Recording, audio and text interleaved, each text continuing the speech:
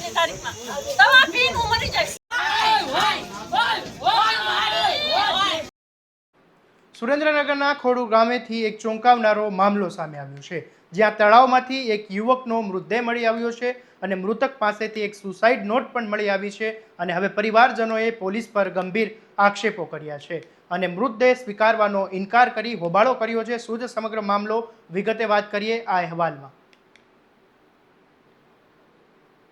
નમસ્કાર, હું છું આસિફ કાદરી અને સ્વમાન સાથે તમારું સ્વાગત છે। સુરેન્દ્રનગર જિલ્લાના ખોડુ ગામના રહેવાસી રમેશ પારગીનો મૃતદેહ ગામના તળાવમાંથી મળી આવતા સમગ્ર વિસ્તારમાં ચકચાર મચી ગઈ હતી। મૃતદેહ મળ્યા બાદ પોલીસ તપાસ શરૂ કરી હતી, પરંતુ આ ઘટનામાં સામે આવેલી સુસાઇડ નોટને લઈને અનેક સવાલો ઊભા થયા છે। પરિવારજનોના જણાવ્યા મુજબ મૃતક પાસેથી એક સુસાઇડ નોટ પણ મળી આવી છે, જેમાં કુલ 15 લોકોના નામનો ઉલ્લેખ કર્યા હોવાનો દાવો કરવામાં આવી રહ્યો છે। એટલું જ નહીં, સુસાઇડ નોટમાં પોલીસ કર્મીઓનો ત્રાસ પણ નો ઉલ્લેખ કરવામાં આવ્યો છે। પરિવારજનોએ આક્ષેપ કર્યો છે કે રમેશ પારગી લાંબા સમયથી બ્લેકમેલ કરવામાં આવી રહ્યા હતા અને વારંવાર તેમની પાસેથી રૂપિયા પડાવવામાં આવી રહ્યા હતા। આર્થિક અને માનસિક સતત તેમને ત્રાસ આપવામાં આવી રહ્યો હતો, જેના કારણે જ તેમણે આ પગલું ભર્યું છે અને પરિવારજનોમાં ભારે રોષ જોવા મળી રહ્યો છે અને પરિવારજનોએ આક્ષેપ કર્યો છે કે સુસાઇડ નોટમાં ગંભીર ઉલ્લેખ હોવા છતાં હજુ સુધી પોલીસ તરફથી કોઈ કાર્યવાહી કરવામાં નથી આવી, જેના કારણે તેઓએ મૃતદેહ સ્વીકારવાનો ઇનકાર કર્યો છે। આગળ વાત કરીએ પહેલા પરિવારજનો શું કહી રહ્યા છે, સાંભળી લો। મારા ભાઈ રમેશભાઈ મને જેદી ઘરેથી નીકળ્યો તેદી મને ફોન કર્યો। મેં ફોન કર્યો તો મને એવો જવાબ દીધો કે બેન, મને હું દવા પીવશું, મારા છોકરા હાચવજો। મને ધોરીવાળા જયરામભાઈ અને રાપરાવાળા દેવજીભાઈ મને માનસિક ત્રાસ અને જેવા તેવા મારી માથે આરોપ નાખે છે અને મને મારી નાખવાની ધમકી દે છે અને મારા 7 લાખ રૂપિયા લઈ લીધા છે।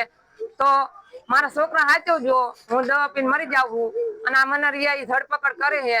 મારી માથે 2 કેસ કર્યા છે અને મેં હામી અરજી દીધી તો મારા મોડી સ્ટેશન પોલીસ સ્ટેશનમાં મારી અરજી સ્વીકારી નથી। તો આ પોલીસ સ્ટેશનથી અમે વિનંતી કરી કે અમારે મારા ભાઈની લાશ નથી જોતી, આનો ન્યાય દે અને આરોપીને ધરપકડ કરો અને એને હાજર કરો, પછી મારા ભાઈની લાશ જોતી। નકે આ બે એના સરિયું મારી છે તો આ 2 સોળી છોકરાના માએ મૂક્યા અને બાપે મૂક્યા, બરોબર?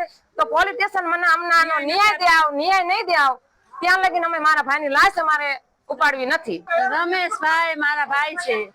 હા, રમેશભાઈ ઘરેથી નીકળ્યા તારે એવું કઈ નીકળ્યા કે મને રાપરાવાળા ધોરીવાળા મને ધમકી આપે છે, મારા 7 લાખ રૂપિયા લઈ ગયા છે અને હવે મને જવાબ દેતો નથી। હું પોલીસ સ્ટેશન અરજી કરવા જાઉં તો પોલીસ વાળા મારી અરજી લેતા નથી।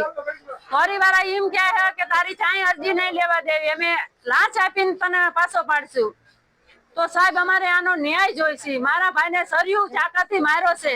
મારો ભાઈ ખોડુના માર્ગે નીકળ્યો તો એને ખોડુના તળાવ કૂવામાં કેમ નાખ્યો એને, એનો અમારે ન્યાય જોઈશે। અમારે મારા ભાઈની લાશ નથી જોતી, મારે આ સોળી છોકરાને ન્યાય આપો, ને કે હું અહીંયા દવા પીને મરી જઈશ।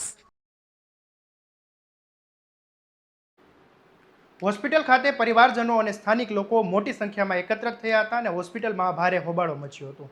સુસાઇડ નોટમાં નામ ધરાવતા તમામ લોકોની તાત્કાલિક અટકાયત કરવાની માંગ કરવામાં આવી છે અને પરિવારજનોએ ચેતવણી આપી છે કે જો જવાબદાર સામે કાર્યવાહી નહીં થાય તો આત્મવિલોપન જેવા આકરા પગલાં ભરવા અમારે મજબૂર બનવું પડશે। બીજી તરફ સમગ્ર મામલે તપાસ ચાલી રહી હોવાનું પણ પોલીસ જણાવી રહી છે। હવે આ સમગ્ર ઘટનામાં સુરેન્દ્રનગર જિલ્લામાં ભારે ચર્ચા જગાવી છે અને તપાસમાં શું સામે આવે છે અને પરિવારજનોને ન્યાય મળે છે કે કેમ, આગળ શું કાર્યવાહી થાય છે તે જોવું રહ્યું। આવા દરેક અપડેટ અને વિગતવાર સમાચાર માટે તમારા સ્વમાનને સબસ્ક્રાઇબ કરી દેજો અને આ વિડીયોને શેર કરવાનું ભૂલતા નહીં।